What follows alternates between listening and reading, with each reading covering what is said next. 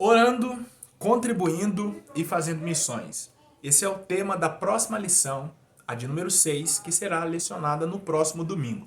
Eu sou o professor Lucas Gomes e estou muito feliz em saber que você escolheu o meu canal para prepararmos juntos a próxima lição. Estamos aqui para falar sobre o segundo tópico, que tem por título Contribuindo para Missões. Todavia, eu quero dizer a você, caso o professor não tenha assistido ainda a explicação que dei do primeiro tópico, ao terminar esta aula, volte lá, acompanhe e também já está disponível a explicação que dei para o terceiro tópico, que tem por título A Chamada para Ir. Bom, falando sobre o segundo tópico, contribuindo para missões, de acordo com o que está escrito em Levítico 7, 28 a 36 e Números 18, de 8 a 21, o Senhor separou as famílias levíticas para viverem do altar. Por que digo as famílias levíticas e não a família de Levi? Porque Levi teve 3 filhos, Gerson, Coate e Merari. Esses 3, por sua vez, casaram, tiveram filhos e se tornaram, então, 3 grandes famílias dentro de uma única tribo, que era a tribo de Levi. Dessas famílias, o Senhor escolheu a família de Coate, e dentro dos filhos de Coate, o Senhor escolheu Arão e seus filhos para serem sacerdotes. Então, a primeira coisa que nós entendemos aqui, que para ser sacerdote não bastava ser da tribo de Levi. Tinha que ser da casa de Coate e da casa de Arão. Logo, nós compreendemos que o número de levitas era muito maior do que o número de sacerdotes. E como funcionava? O povo trazia os seus dízimos para o templo, estes eram dados para o sustento dos levitas. Os levitas, por sua vez, davam o dízimo aos sacerdotes para o seu sustento, e os sacerdotes, então, não precisavam dar a mais ninguém, porque de acordo com Hebreus capítulo 7, Levi profeticamente deu dízimos a Melquisedeque quando ainda estava nos lombos de Abraão. Então, se o ministério de Melquisedeque foi comparado ao ministério de Cristo, ou de Cristo comparado ao de Melquisedeque, por não ter início nem final e por ser rei de justiça, logo, profeticamente falando, o que Abraão fez foi dar em nome de todos os sacerdotes o dízimo ao sacerdote de todos os sacerdotes, que é o nosso Senhor Jesus. Então eu deixo a você a leitura da carta aos Hebreus no capítulo 7 para uma compreensão melhor do que eu estou falando aqui. Mas fato é que estava certo desde a saída, desde a peregrinação no deserto, que os filhos de Israel deveriam levar os seus dízimos para que então houvesse sustento na casa do Senhor. Os levitas pudessem se manter e os sacerdotes também pudessem se manter. Isto porque eles estavam totalmente dedicados à obra do Senhor. Então eles não faziam nada mais a não ser trabalharem dentro do tabernáculo e posteriormente do templo. O mesmo nós vamos perceber que aconteceu no Novo Testamento, quando o Senhor Deus separou os seus servos, os apóstolos, os missionários, e de acordo com o que Paulo então nos ensinou aos Filipenses 4,16, na primeira carta aos Coríntios, no capítulo 9, verso 14, aqueles que trabalhavam no Evangelho deveriam viver do Evangelho. Então a igreja deveria ter a consciência de que aqueles que dedicaram a sua vida na pregação do Evangelho deveriam ser também sustentados pela igreja. Uma coisa muito importante aqui é que o apóstolo Paulo, ele não vivia das ofertas da igreja porque ele não queria levantar mais questões contrárias concernentes ao seu ministério. Isso aqui é muito importante ser frisado. Paulo, ele trabalhava em todas as cidades que chegava, ele então montava ali o seu comércio, ele era fabricante de tendas, e então ele dividiu o seu tempo, parte trabalhando, parte pregando a palavra do Senhor. Paulo fez isso não porque ele era contrário às pessoas que viviam integralmente do evangelho. Paulo fez isso porque o seu apostolado já era muito questionado, porque ele chegou depois principalmente do momento em que haviam já escolhido um substituto para Judas.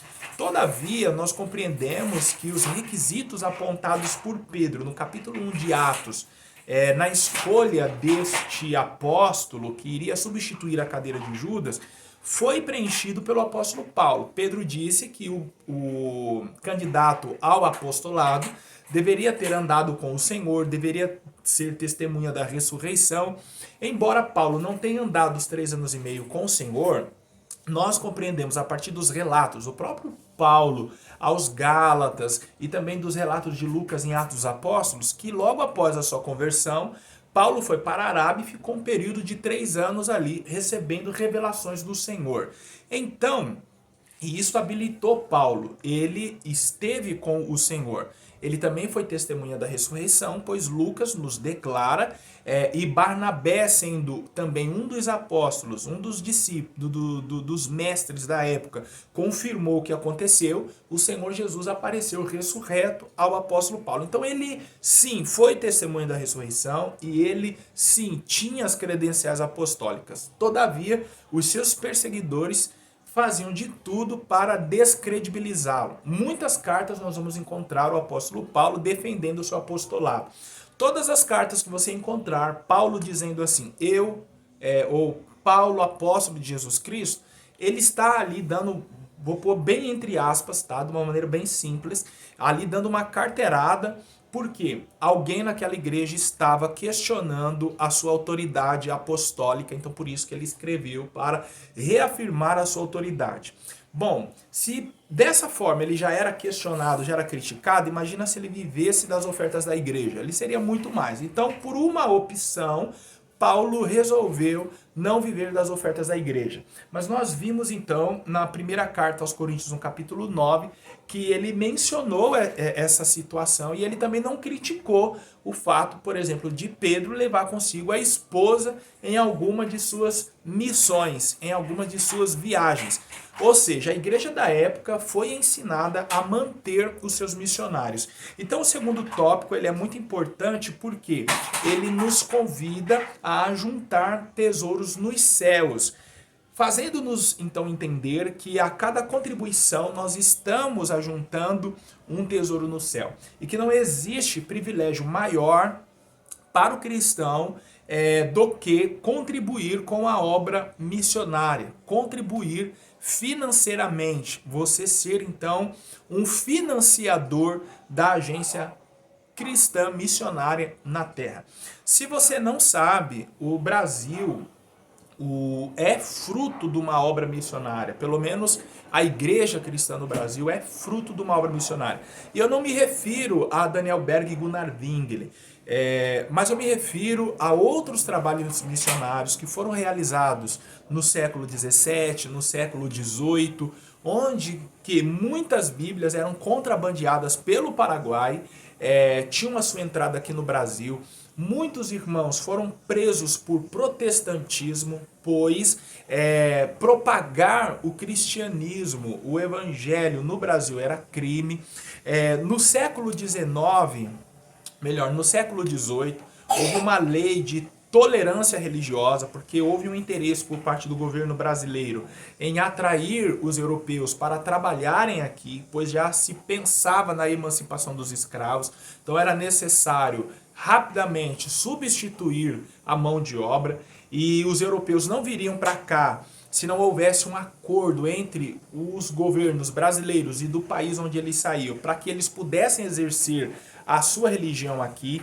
Então, no século XIX, o governo brasileiro permitiu, mas desde que o evangelho, né, o cristianismo, fosse uma religião do lar, então as igrejas não podiam ter aparência exterior de igreja, o proselitismo ele era então uma prática criminosa. Somente depois da última parte do século XIX, quase entrando no século XX, que houve então uma liberdade religiosa, quando então